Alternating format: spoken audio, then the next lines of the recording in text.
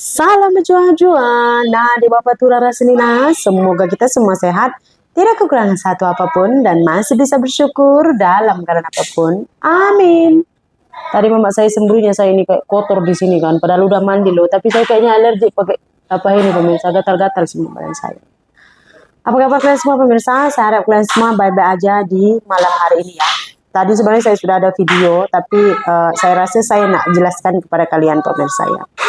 Punca masalahnya itu seperti apa, karena ya untuk masa sekarang pemirsa saya banyak sekali mengucapkan terima kasih banyak untuk doanya ya, walaupun ada yang mengatakan karma atau bagaimana, tidak apa-apa pemirsa, mungkin juga ada juga mungkin teguran ya kan ya, mungkin juga dia macam satu teguran kepada family kami, mungkin juga satu peringatan. Pokoknya saya hanya berupaya untuk mengambil sisi positifnya pemirsa. Kenapa?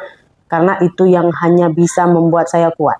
Memandang semua akar masalah dari segi positifnya aja, walaupun sebenarnya nggak ada sisi positifnya.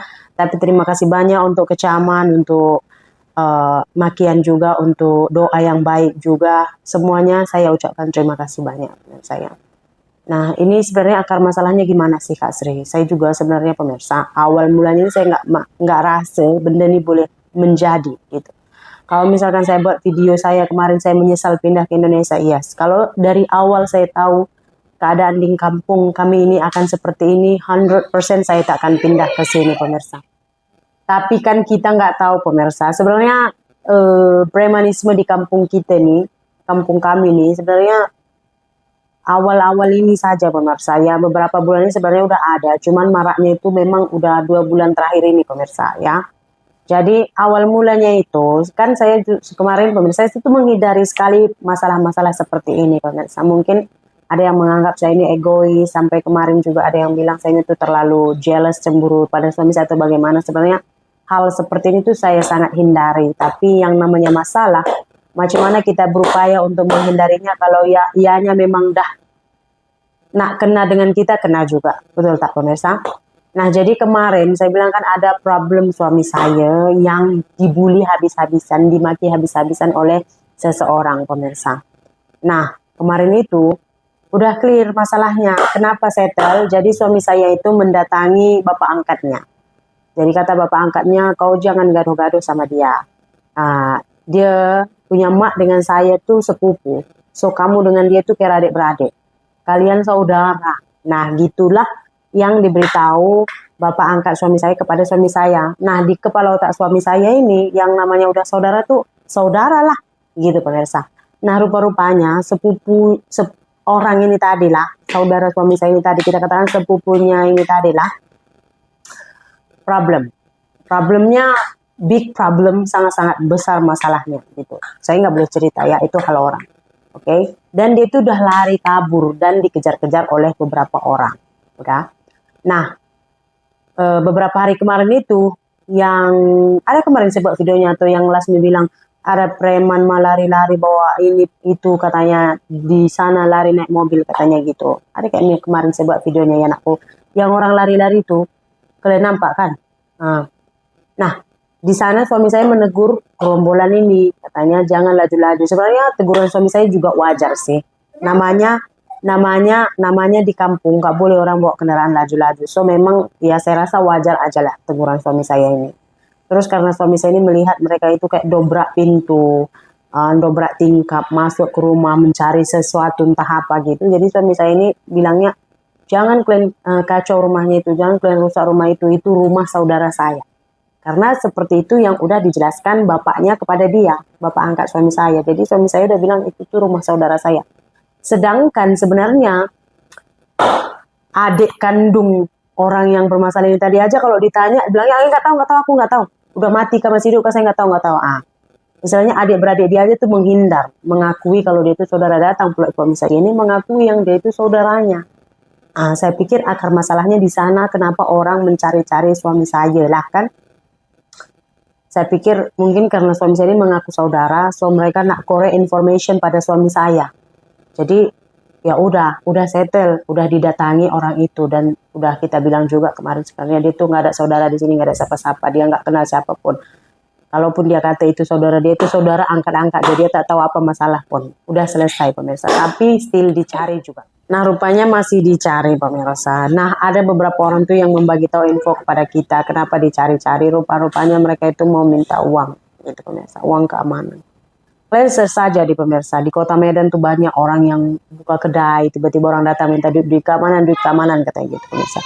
Mereka katakan duit keamanan dari kerusuhan yang mereka cipta sendiri, gitu pemirsa. Dan kalau tadi time makan, suami saya bilang bayar aja lah, nanti dia orang buat kecoh. Kalau kita mulakan pembayaran, artinya kita sudah mulakan permasalahan pemirsa. Dengan kita membayar, so maknanya kita sudah ikut permainan di orang. Saya bilang 1 sen pun di orang tak akan dapat duit dari saya. Bukan karena saya kedekut, enggak. Tapi kalau saya bayar, ianya akan berkelanjutan sampailah kakek nenek. Nah, dan saya tuh udah melihat sendiri gitu. Jadi dulu ada di kampung kami itu toke karet getah. Ya setiap hari Kamis. Di sini kan mereka jual getah setiap hari Kamis.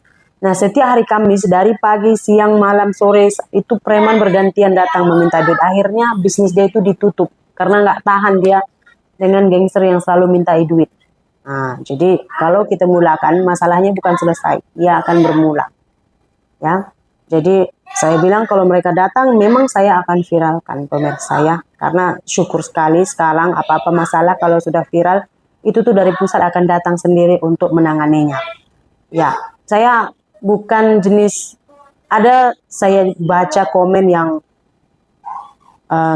katanya tuh begini, jangan menyesal lah, jangan mengeluh, pokoknya gitu. Ini semua tuh rencana Tuhan, pokoknya kehendak Tuhan katanya.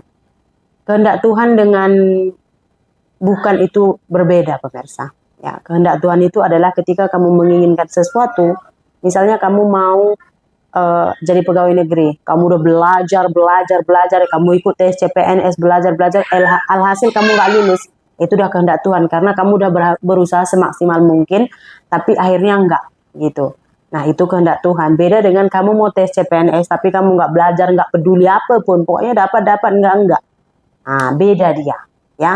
Saya juga seperti ini pemirsa. Mungkin kalian pikir, ya udah pasrah aja bayar, enggak.